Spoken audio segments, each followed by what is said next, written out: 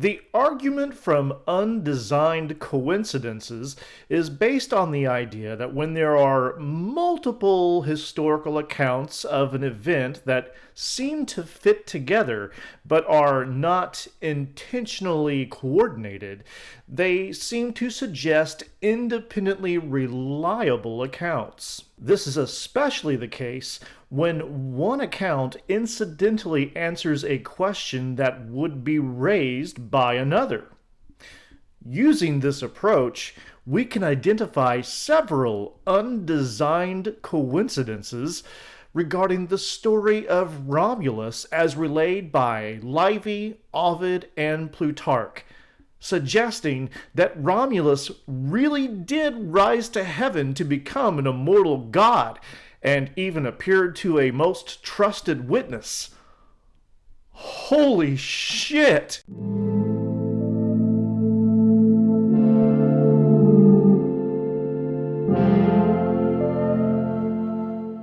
Livy only tells us that Romulus was no more on Earth, while Plutarch relates in more detail that multiple people anxiously sought for him, but no portion of his body or fragment of his clothing remained to be seen. Livy, Ovid, and Plutarch corroborate one another on the thunder and lightning that accompanied Romulus's disappearance, while Plutarch relays that the event was preceded by strange and unaccountable disorders with incredible changes that filled the air. Livy, Ovid, and Plutarch all agree on Romulus's appearance to a most trusted witness, Proculus Julius, upon which he delivered a great commission for Rome. But Plutarch adds that Proculus Julius was traveling on the road when this happened, and Ovid casually informs us that he was traveling specifically from Alba Longa. All three authors unanimously tell us that Romulus was taken up into heaven, though Ovid further details that he rose to the stars behind his father's horses. Romulus's divine appearance is described by Ovid as more than human and finely dressed, while Plutarch adds that he appeared fair and stately to the eye as never before, and arrayed in bright and shining armor. The way in which these authors agree with one another but variously add details that flesh out each other's accounts goes to show that they're most likely reporting a historically true event. All the pieces fit together like a jigsaw puzzle into one seamless and perfectly coherent story. Praise Romulus Quirinus, Roma Invicta, Spaghetti Meatball! That's a spicy meatball! See, apologists, this is how silly you sound when using this argument to defend the Gospels. Stop it. You stop. Cut it out. Now, before you go griping about how these stories were told about Romulus hundreds of years after the supposed event versus the Gospels dating to within decades of Jesus, please understand, like reasonable people do, that several decades is plenty long enough for legends to develop.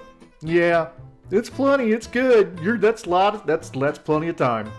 I suspect these stories are much closer in proximity to Jesus because they were loosely inspired by an actual historical person, unlike the purely legendary Romulus.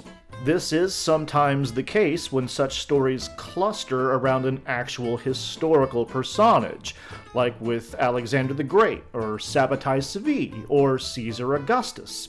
The mythic ingredients are baked up much faster when they stem from dramatized persons or events.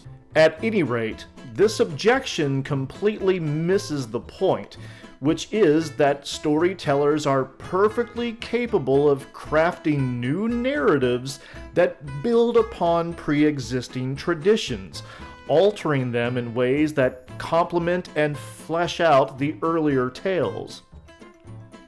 Duh. Besides, you don't see anyone appealing to 2005's Batman Begins flashback scenes to say, "Oh shit, no wonder 1989's Batman dropped that rose off in the alley," because they're corroborating the historical event that was the death of Bruce Wayne's parents. Nobody. Absolutely nobody. Dear God, people. But wait! It gets worse. Not only do the traditions of Romulus highlight the spurious nature of undesigned coincidences, they also appear to have partially inspired Christ's own apotheosis narrative. Consider the wealth of parallels between these two apotheosis traditions drawn by classicist Richard C. Miller. These include missing body, prodigies, darkness over the land, mountaintop speech, great commission, ascension to heaven, declared the son of a god, meeting on the road, eyewitness testimony, taken away in a cloud, dubious alternative accounts, immortal heavenly body, deification, bright and shining appearance, all in sorrow over the loss, etc. There can be little doubt that the Gospel authors, situated within a Greco-Roman literary context where they were competing with the imperial cult, drew upon the mythic motifs of Roman imperialism and apotheosis in a game of one-upmanship against their primary competitor and sworn enemy. This was their way of saying that Jesus was the true Son of God and object of worship. So how exactly are they fleshing out their story and complementing one another on the concluding elements of Jesus' story, the occurrences surrounding his death, exaltation, later appearances, and Great Commission, for which we also have supposed undesigned coincidences? It is partially by appropriating mythic motifs from the dominant Greco-Roman culture. In short, apologists are appealing to obvious mythic accretions to argue for historical veracity. Ain't that a bitch? None of this is to say that the argument from undesigned coincidences doesn't have its place. It does. In the toilet.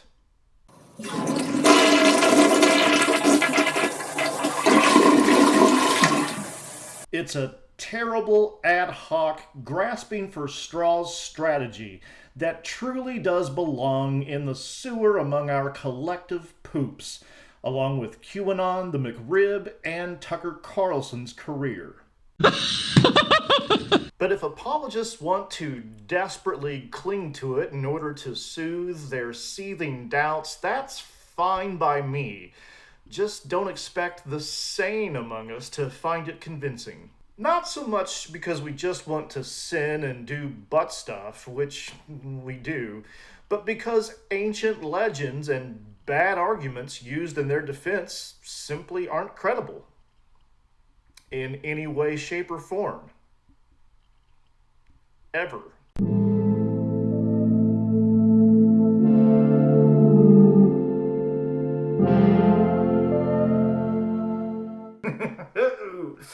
Derek is my name, and butt stuff is my game. Let's get her up there. Oh, we go.